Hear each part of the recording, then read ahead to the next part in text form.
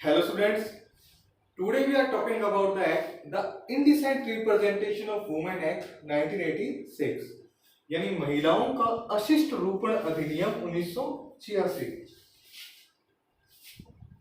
The Indecent Representation of Women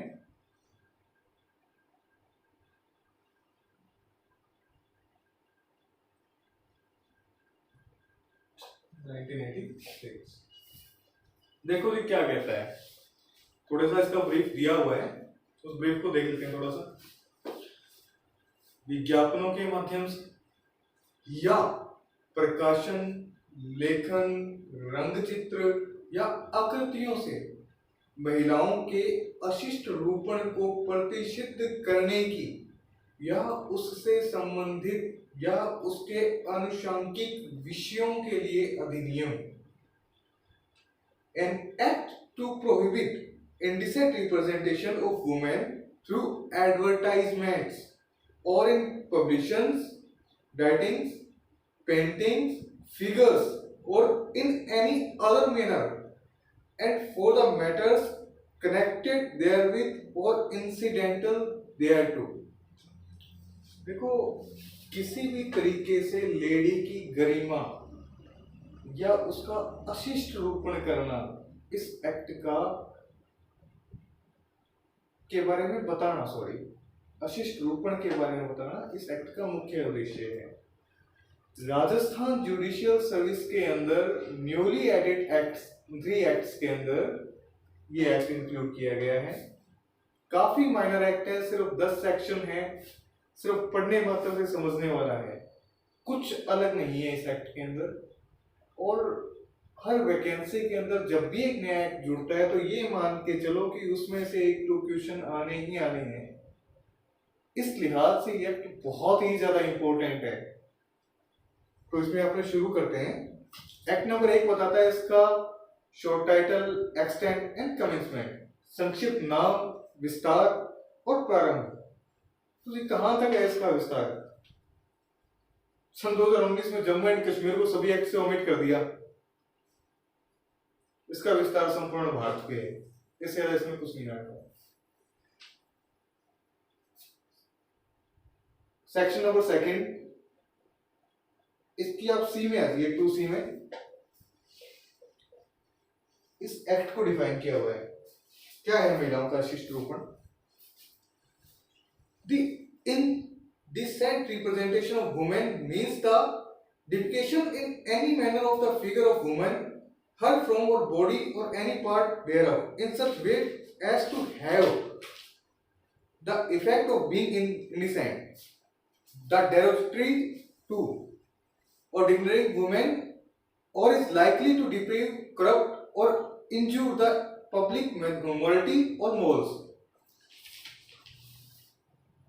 महिलाओं के अशिष्ट रूपण से अभिप्रेत है स्त्री की उसके रूप या शरीर या उसके किसी भाग का रीति में वर्णन जो उसके अशिष्ट होने का या अल्पीकृत करने का या महिलाओं के चरित्र को अलंकृत करने का, महिलाओं के चरित्र को अलंकृत करने का प्रभाव के रूप में हो, जिससे दुराचार, भ्रष्टाचार किया, लोक दूषण या नैतिकता की क्षति संभव हो।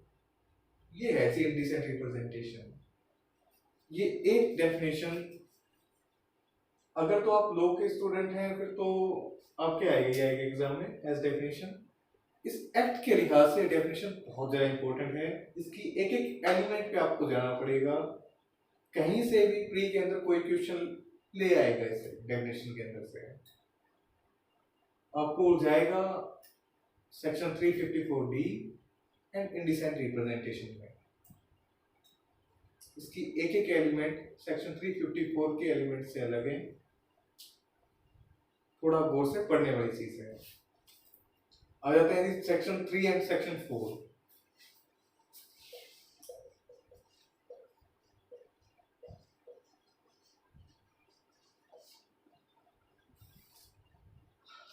सेक्शन 3 एंड सेक्शन 4 इस एक्ट के क्राइम है। क्या है ये क्राइम, थोड़ा पढ़ लेते हैं इसको।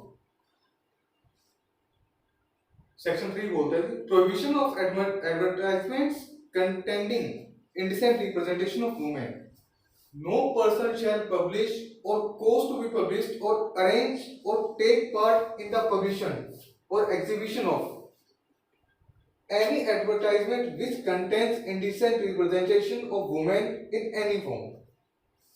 किसी भी तरीके से आप किसी महिला का अशिष्टोपन नहीं कर सकते हैं। कोई व्यक्ति किसी विज्ञापन का या प्रकाशन नहीं करेगा या प्रकाशन नहीं करवाएगा अथवा प्रकाशन या प्रदर्शन की व्यवस्था नहीं करेगा या उसमें भाग नहीं लेगा जिसमें किसी रूप में महिलाओं का अशिष्ट रोपण अंतर्विष्ट हो। किसी व्यक्ति ने अपनी शॉप की एडवर्टाइज करनी है तो मान के चलो वो एक लेडी ले आता है, उस लेडी का कुछ ऐसा शो करता है जो और महिलाओं के लिए थोड़ा शर्मसार करने वाला हो, जो अशिष्ट रोपण करता हो, तो कोई व्यक्ति ऐसा क्राइम नहीं करेगा। अगर वो ऐसा करता है तो सेक्शन 3 के अंदर क्राइम है। इसकी पनिशमेंट हम आगे जाके देखेंगे सेक्शन 6 के अंदर दोनों की। सेक्शन 4 कोई भी चीज आप जरिए डाक, जरिए फोन या किसी तरीके से अशिष्ट रोपण करके किसी महिला को नहीं पहुंचा सकते हैं, ये भी क्राइम है। ये है सेक्शन 4। सेक्शन 4 को वेयर एक्ट की लैंग्वेज से समझते हैं। Prohibition of publication or sending by post of books, pamphlets, etc. containing indecent representation of women. No person shall produce or cause to be produced, sell, let to hire, distribute, circulate, or send by any post of books, pamphlet, paper, slide, film, writing, drawing, painting, photograph, representation of figure which contains indecent representation of women if any form. कोई व्यक्ति पुस्तक, पुस्तिका, paper, slide, film, लेखन, रेखाचित्र, रंग चित्र, photograph, रूपण या चित्र जिससे महिलाओं का किसी रूप में अशिष्ट रूपण किया गया हो उत्पादित नहीं करेगा या विक्रय नहीं करवाएगा या किराए पे नहीं देगा, ये डाक द्वारा नहीं बेचेगा। अगर इन दोनों में से कोई क्राइम करता है तो उसकी जो पनिशमेंट है, उसकी जो शास्ति है वो मिलेगी सेक्शन 6 के अंदर। तो सेक्शन 6 क्या कहता है थोड़ा सा ये देख लेते हैं। अगर इन दोनों में से कोई फर्स्ट टाइम क्राइम करता है तो ये क्राइम, इसकी सजा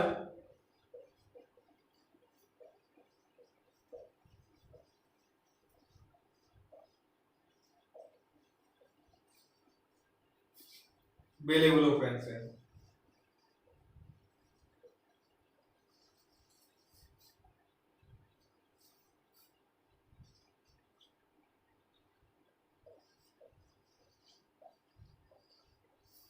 इसी एक्ट के सेक्शन 8 में दिया हुआ है। ये तो जी पहली बार के लिए। दूसरी बार के लिए, अगर दूसरी बार कोई व्यक्ति ऐसा क्राइम करता है तो उसकी पनिशमेंट है जी 6 महीने से कम नहीं होगी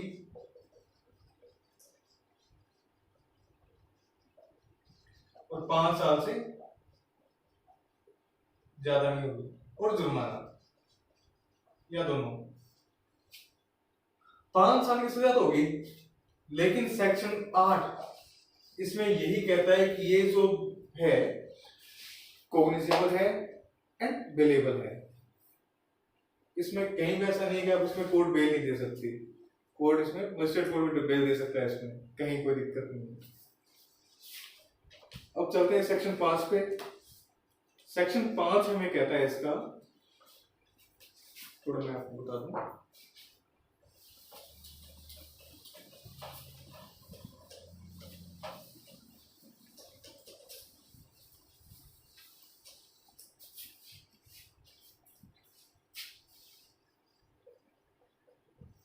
प्रवेश करने की या जांच करने की शक्ति,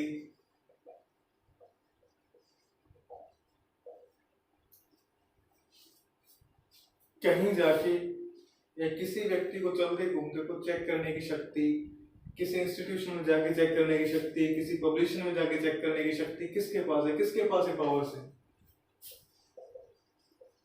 स्टेट गवर्नमेंट और सेंट्रल गवर्नमेंट का कोई ऑथोराइज्ड गजेटेड ऑफिसर ये पावर रखता है।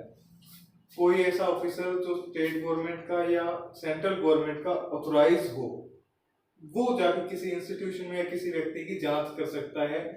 इसी एक्ट में आगे जाके आपको एक्सप्लेनेशन मिलेगा कि ऐसा कोई भी गजेट ऑफिसर किसी व्यक्ति के प्राइवेट निवास के अंदर जाकर बिना वारंट के जांच नहीं कर सकता। बिल्कुल इस एक्ट के अंदर।